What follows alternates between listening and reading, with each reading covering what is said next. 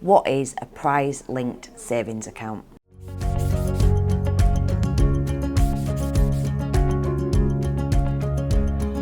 The purpose of a prize-linked savings account is that rather than an interest, you would gain entries into some sort of draw. So a really, really good example of this are the premium bonds offered by NS&I. So in that instance, every pound you save gives you a chance to win up to £1 million of tax-free money. But there's obviously no guaranteed returns because it's a prize draw. Similarly to that, there are 16 credit unions across the UK who run something called a prize saver. PlaneSaver is one of the credit unions that offers this.